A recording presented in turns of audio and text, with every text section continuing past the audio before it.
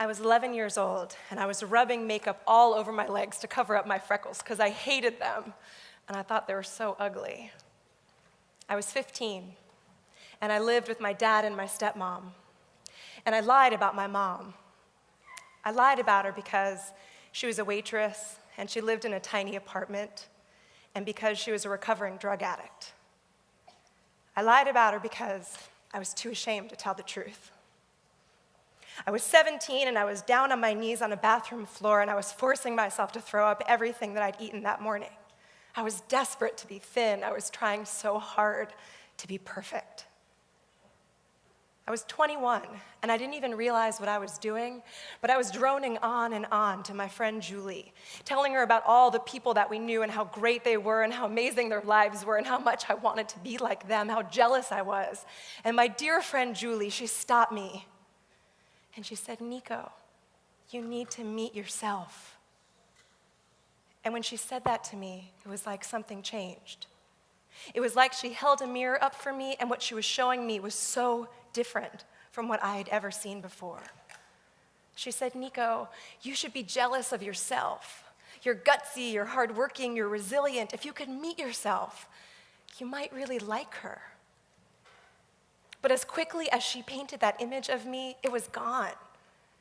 And I was totally confused because I see myself as embarrassing, unlovable, awkward. But I loved that image that she created, and I wanted it back. So I set out on this journey to find it and to try to make it stick.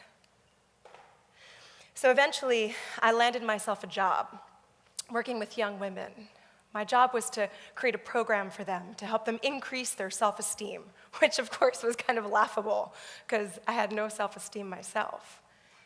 But I started to wonder, could we create our own self-esteem? Could we build it ourselves? And I did a little research, and it turns out that self-esteem, it's just based on our own thoughts of ourselves.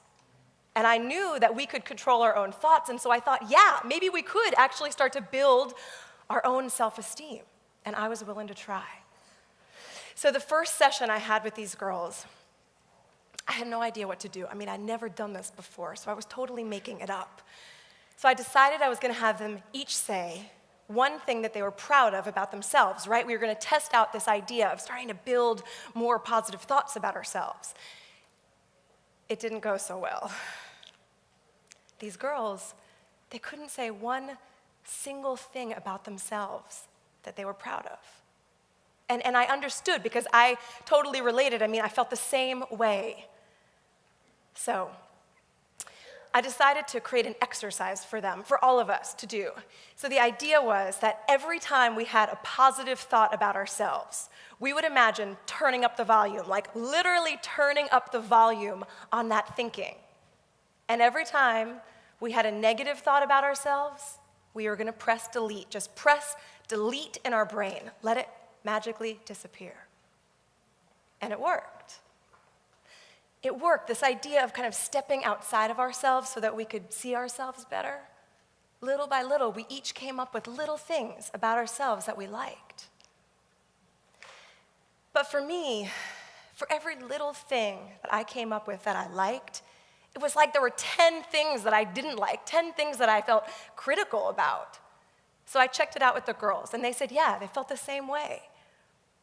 So we decided that at the end of each class that we had together, we would have one of us stand in the middle, and the rest of us would stand around the others. And we would each tell the girl that was standing in the middle one thing that we admired about her, one thing that we really liked.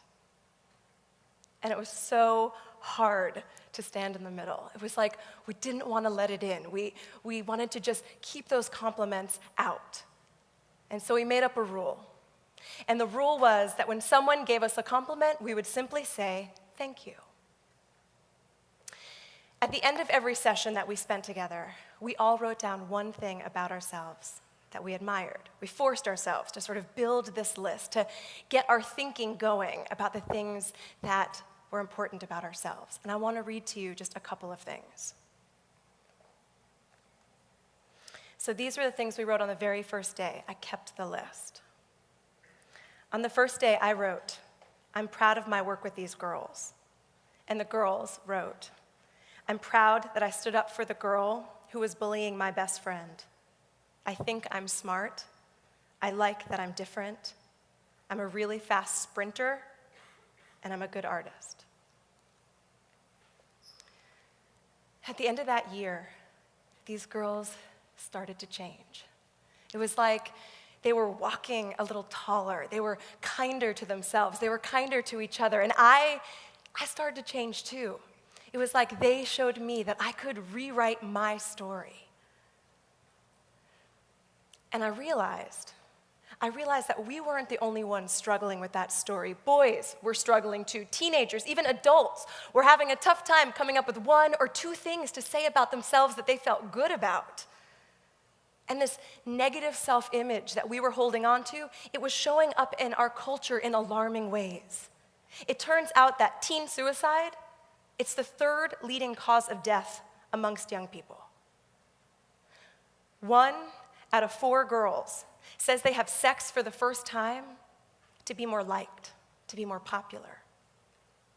And boys and girls alike, they're joining gangs, and the number one reason is not to feel safer, it's to feel more important. But here's the good news. The good news is that we can counteract this. The work that I did with those girls and the work I've done for the last 15 years, we've come up with ways for us to feel good about ourselves right now, today. And I want to share some of those things with you, okay? So, the first thing that we can do to feel good about ourselves is we can spend time with people who make us feel good. This is me and Julie, when I very first met her. Find your Julie and spend time with her or him. The second thing is that we can turn up the volume on our positive thinking, right? We can build up those thoughts about ourselves that are good, and we can delete the negative thoughts. Just press delete.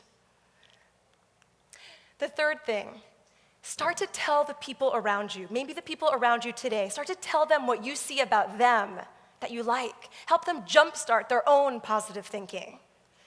And the last thing is, when you receive a compliment, when we receive compliments, let's stand our ground, let's look them in the eye, and let's just say, thank you. Let's create a new culture. A culture where we all get to grow up feeling good about ourselves. A culture where we can rewrite our histories, we can create new stories about ourselves. I will start. I'm 11, and I like these legs because someday they're gonna help me run marathons. I'm 15, and I am proud of my mom for getting herself sober and for making a better life for us. I'm 17, and I know that nobody is perfect. I'm 21, and I think I'm just as successful as my friends. I'm 37, and now this is my story. I invite you today. I invite you to do 2 things with me. First, be Julie for someone. Invite him or her to meet themselves, because it might change their lives. And second, I want you to get out a piece of paper, and I want you to write down the 10 things about yourself that you admire. The 10 things about yourself that if you were someone else, you might even be jealous of. And I want that to be the beginning of your story today. I will help get you started, okay? So I just met you a couple hours ago, literally just a couple hours ago, and I can already say that you are gutsy, you are hardworking, you are unique, you are resilient, you are talented, you are gentle, you are calm, you are all amazing. Thank you.